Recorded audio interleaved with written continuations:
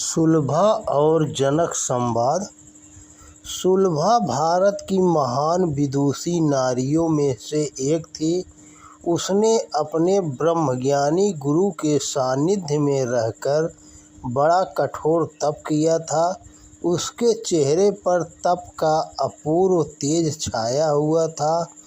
उस समय मिथिला नरेश के विदेह होने की चहुओर चर्चा थी।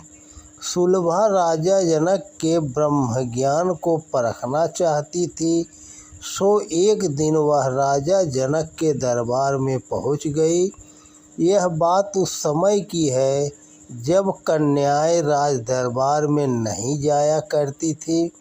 वह साहसी कन्या सात्विक वेशभूषा में जब राजा जनक के दरबार में पहुंची, तब उसके सौम्य व तेजस्वी रूप को देखकर राजा जनक का हृदय श्रद्धा से अभिभूत हो उठा। जनक ने पूछा, देवी तुम यहाँ क्यों और कैसे आई हो? अपना परिचय देते हुए सुलभा ने विनम्रता से कहा, राजन, मैं आपकी परीक्षा लेने आई हूँ और कुछ जिज्ञासा लेकर आई हूँ। जहाँ बड़े बड़े ज्ञानी पंडित तपस्वी भी जनक की जय जयकार करते थे और भाट चारण जिनके गुणगान में अपना सौभाग्य मानते थे, वहाँ भारत की एक सवर्षीय कन्या राजा जनक की परीक्षा लेने पहुँची है। यह बात सुनकर राजा जनक प्रसन्न हुए कि मेरे देश में ऐसी साहसी तपस्विनी व विदुषी बालिकाएं हैं। पूछो, क्या पूछना चाहती हो? राजा जनक ने बड़ी ही विनम्रता से कहा। सुलभा बोली, राजन, लंबी तप साधना, ध्यान, योग के फल स्वरूप आपने सोअहम स्वरूप का ज्ञान मुझे गुरु से मिला। तब मुझे आत्म साक्षात्कार हुआ, परंतु आप राजकाज में व्यस्त रहते हुए राजकाज के प्रपंचों के बीच रहकर भी ब्रह्मज्ञानी कैसे बने? घोड़े की रकाब में पैर डालते डालते आपको आत्म साक्षात्कार ब्रह्मज्ञान कैसे मिला? और साक्षात्कार के बाद आपको इन चंवर डुलाने वाली ललनाओं और छत्र की क्या ज़रूरत है? इस राज वैभव और महलों की क्या ज़रूरत है? जिसके हृदय में आत्म सुख ब्रह्म सुख पैदा हो गया, उसे संसार का सुख तुच्छ लगता है, मिथ्या लगता है।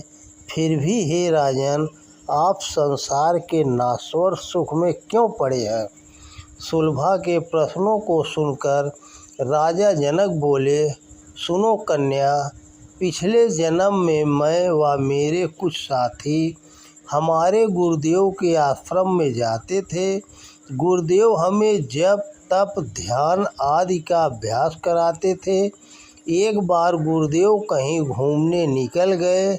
हम सब छात्र मिलकर नदी में नहा रहे थे और हम में से जो सबसे छोटा विद्यार्थी था, उसका उपहास कर रहे थे कि बड़ा योगी बनने आया है, तेरे को ईश्वर नहीं मिलेंगे, हमें मिलेंगे।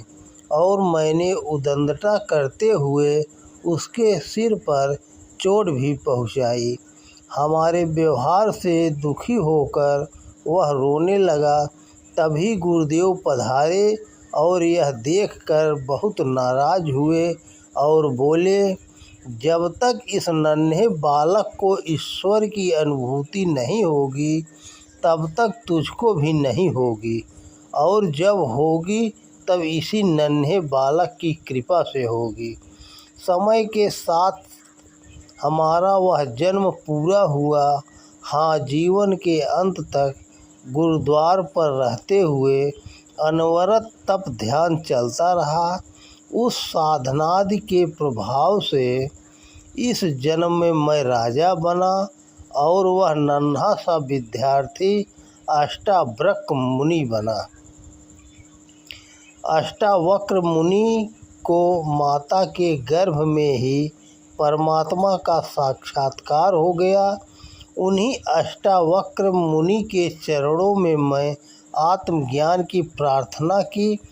तब वे बोले, शिष्य सत्यपात्र हो और गुरु समर्थ हो तो घोड़ों की रकाब में पैर डालते डालते भी ईश्वर का साक्षात्कार हो सकता है।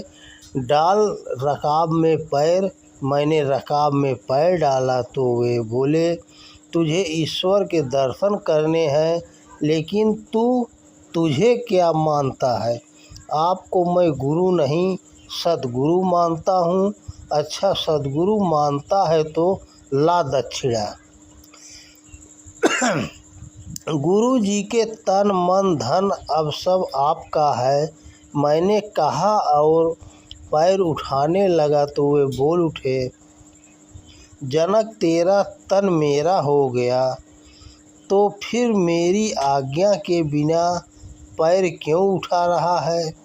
मैं सोचने लगा तो वे बोले, तेरा मन भी मेरा हो चुका है तो अब इसका दुरुपयोग मत कर।